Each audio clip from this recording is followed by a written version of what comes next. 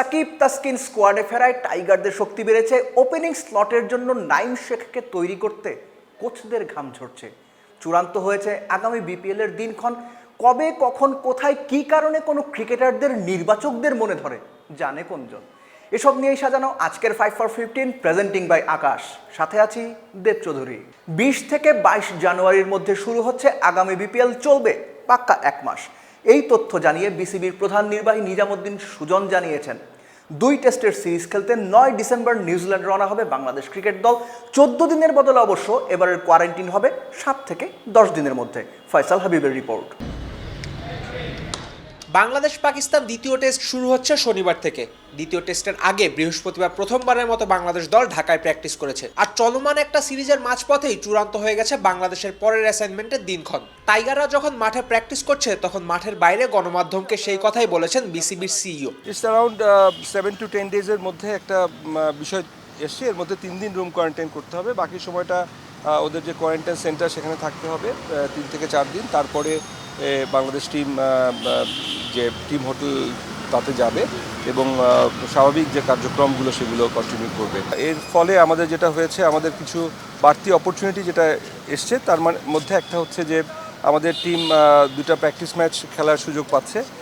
2 দিনের practice match হবে, একটা আমাদের উইদিন দ্য গ্রুপ আর একটা হচ্ছে একটা নিউজিল্যান্ডের একটা নিউজিল্যান্ড 11-এর সাথে। নিউজিল্যান্ড বাংলাদেশ প্রথম টেস্ট শুরু 2022 সালের প্রথম দিনেই। সেক্ষেত্রে কোয়ারেন্টিন শেষেও বাংলাদেশ দল কন্ডিশনের সাথে মানিয়ে নেওয়ার জন্য দিন 10 সময় পাবে। দ্বিতীয় টেস্ট চলবে 9 থেকে 13 জানুয়ারি। পাকিস্তানের বিরুদ্ধে ঢাকা টেস্ট শেষ হওয়ার একদিন পরই নিউজিল্যান্ডের বিমান ধরবে বাংলাদেশ দল। কিউইদের বিরুদ্ধে টেস্ট শেষ হওয়ার পরও বিশ্রামের জন্য খুব বেশি সময় পাবে না ক্রিকেটাররা। সবকিছু ঠিক থাকলে জানুয়ারির তৃতীয় সপ্তাহে মাঠে গড়াবে বিপিএল এর পরবর্তী আসর।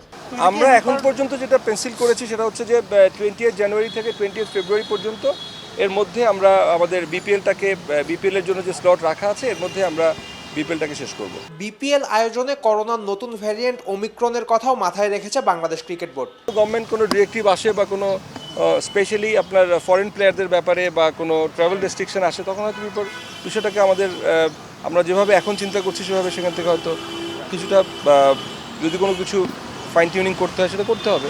বাংলাদেশ দলের খারাপ সময় চলছে। ব্যর্থতায় ভরার সময় আরও দীর্ঘায়িত করতে পারে একের পর এক আন্তর্জাতিক সিরিজ কিংবা টানা বায়ুবাবলে ক্রিকেট খেলা। কিন্তু দর্শকদের অবশ্য পোয়াবারও। একের পর এক সিরিজে তারা বারংবার টাইগারদের খেলা দেখতে পাবে। আর উপরি পাওনা হিসেবে আবারও মাঠে ফিরছে বাংলাদেশের একমাত্র ফ্র্যাঞ্চাইজি ভিত্তিক টি-20 league BPL. Faisal Habib, allrounder.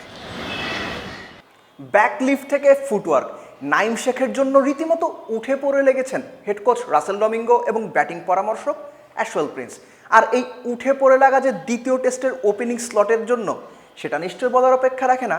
শুধু নাইম শেখ কেন, বাংলাদেশের টপ অর্ডারের বাকি ব্যাটসম্যানদের নিয়েও আলাদা করে নজর দিতে দেখা গেছে বাংলাদেশের কোচিং স্টাফকে। মিরপুর থেকে সেই ছবি তুলে এনেছেন আফনান পিয়াল। খানিক অস্পষ্ট এই ছবিটার আছে স্পষ্ট অর্থ, আছে বড় একটা মিল।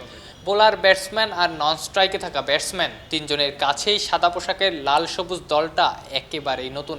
নাইম শেখ, শহীদুল ইসলাম আর মাহমুদুল হাসান জয়, তিনজনের কারোরই টাইগারদের টেস্ট জার্সিটা গায়ে জড়ানো হয়নি। টি-20 ক্রিকেটে নাইম নিয়মিত মুখ।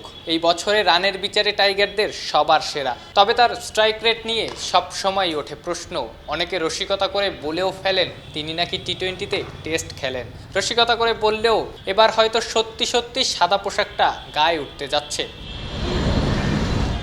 নাইমের ফুটওয়ার্ক নিয়ে আলোচনা হয় নিয়মিতই। হয়তো ব্যাটিং পরামর্শক অ্যাশওয়েল প্রিন্সেরও সেই আলোচনা চোখ এড়ায় না।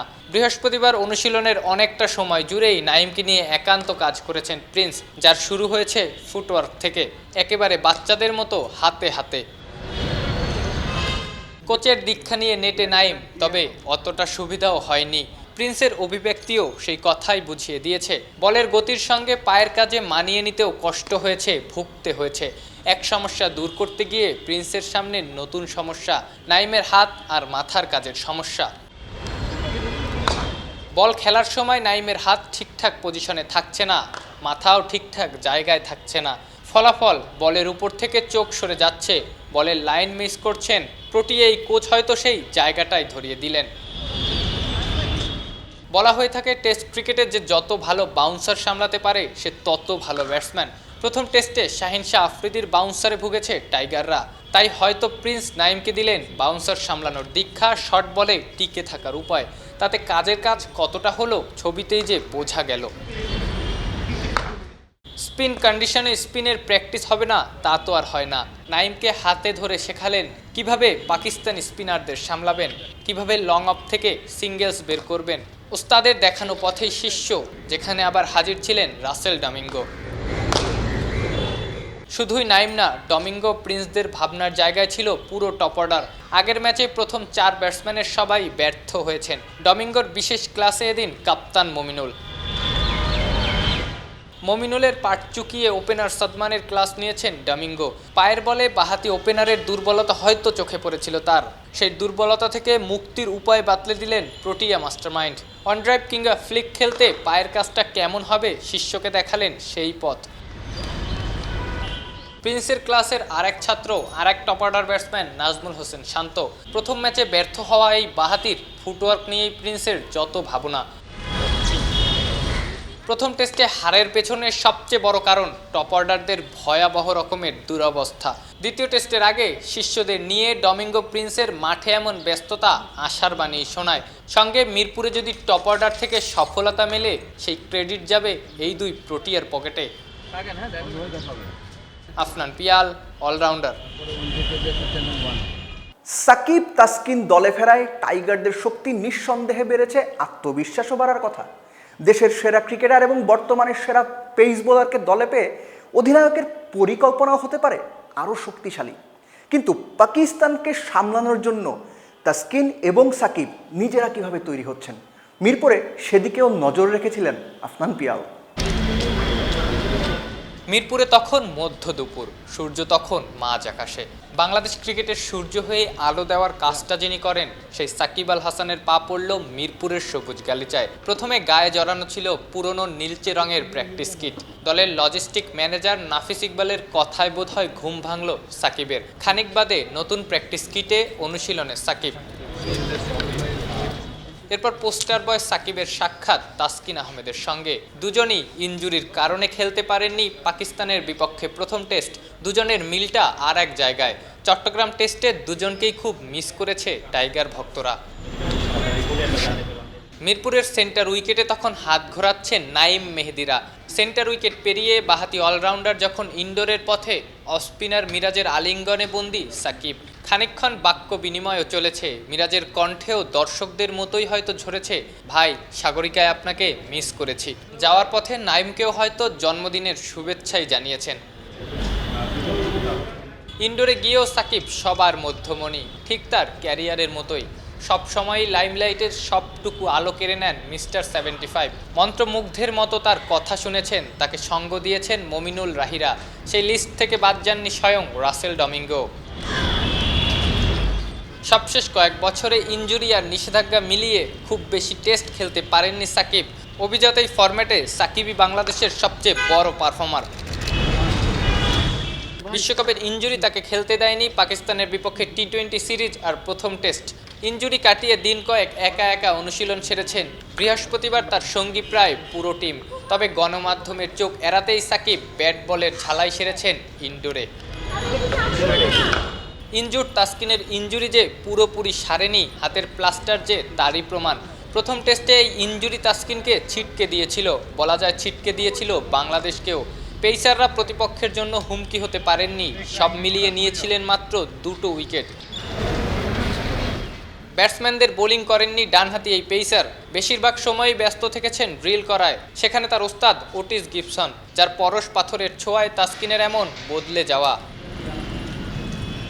চলতি বছরের পুরোটা সময়ই যে কোনো ফরম্যাটেই তাসকিন দুর্দান্ত। বাংলাদেশকে ঘুরে দাঁড়াতে হলে বাবর আজমদের বিপক্ষে ঢাল হয়ে দাঁড়াতে হবে তাসকিন আহমেদকেই। আফনান পিয়াল, অলরাউন্ডার। যে কোনো সময়ে যে কোনো প্রয়োজনে আকাশে কল সেন্টার ও সেলফ কেয়ার আছে 24 ঘন্টা। তাহলে কবে নিচ্ছেন আকাশ? বাংলাদেশ দলে মাঝে মধ্যেই এমন কিছু ক্রিকেটারকে ডাকা হয় যাদেরকে দলের সঙ্গে রেখে খাইয়ে দাইয়ে ঘুরিয়ে ফিরিয়ে মাঝে মধ্যেই কোনো ম্যাচ না খেলিয়েই বাদ দিয়ে দেওয়া হয়। নির্বাচকরা বলেন এই ক্রিকেটারদের ডাকার কারণ ড্রেসিং রুমের অভিজ্ঞতাকে শেয়ার করানো। এই ডাকাডাকির আদৌ কি কোনো মানে আছে, নাকি এই ডাকের পেছনেও রয়েছে সেই চিরাচরিত দ্বিধা এবং সিদ্ধান্তহীনতা? প্রশ্ন তুলেছেন মাহরুষ প্রত্যয়। বিশ্বকাপ ব্যর্থতা ঢাকতে জাতীয় দলের রাডারে বেশ কিছু নতুন মুখ যুক্ত করা হয়েছিল। দলকে ঢেলে সাজানোর মিশনে সবার আলোচনার কেন্দ্রবিন্দু ছিলেন পারভেজ হোসেন ইমন। সেন্ট্রাল উইকেটে ব্যাটিং প্র্যাকটিস, মাঠে তাকে ঘিরেই যেন সব ব্যস্ততা। সবাই ধরেই নিয়েছিল পাকিস্তান সিরিজেই হতে যাচ্ছে ইমনের অভিষেক। তবে গণমাধ্যম কর্মী, দর্শক সবাইকে অবাক করে দল ঘোষণার দিন নির্ধারিত দলগত অনুশীলনে নাই পারভেজ হোসেন ইমন। ইমন যেখানে দলের সুযোগ পেলেন না, সেখানে ডাকা হলো এনসিএল খেলতে থাকা আকবর আলীকে, যিনি দল ঘোষণার পরেও টিম প্র্যাকটিসে আসেননি বা আসতে পারেননি। সার্কাস আরও বাকি ছিল। ইমনের জায়গায় টি-20তে অভিষেক হলো সাইফ হাসানের। 2 ম্যাচে ব্যর্থ হওয়ার পর তাকে আবার টেস্টের জন্য প্রস্তুতি নিতে বলা হলো। এই সবের পেছনে আসলে কি কোনো যুক্তি ছিল বা সঠিক কোনো পরিকল্পনা? আসলে বাংলাদেশ ক্রিকেট বোর্ডের দল নির্বাচনের দায়িত্ব যাদের কাঁধে, তাদের মুড সুইং কখন হয় সেটা তারাই ভালো বলতে পারবেন।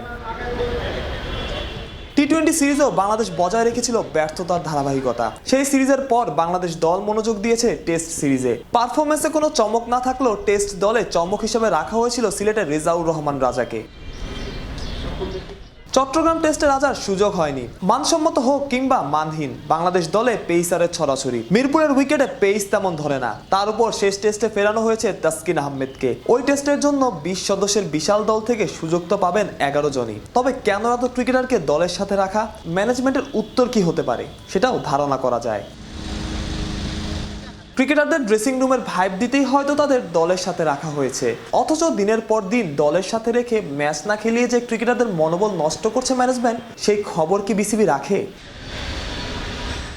ইয়াসির আলী রাব্বির কথাই ধরুন, 4-5 সিরিজে দলের সাথে থেকেও সুযোগ হয়নি। অবস্থা এতটাই খারাপ ছিল যে পরিবারও তার সাথে ক্রিকেট নিয়ে কথা বলা বন্ধ করে দিয়েছিল।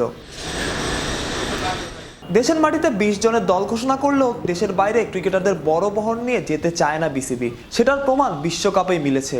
সামনেই নিউজিল্যান্ড সিরিজ, সেই দল থেকে যদি রাজাকে বাদ দেওয়া হয় তবে কোন যুক্তিতে দেওয়া হবে?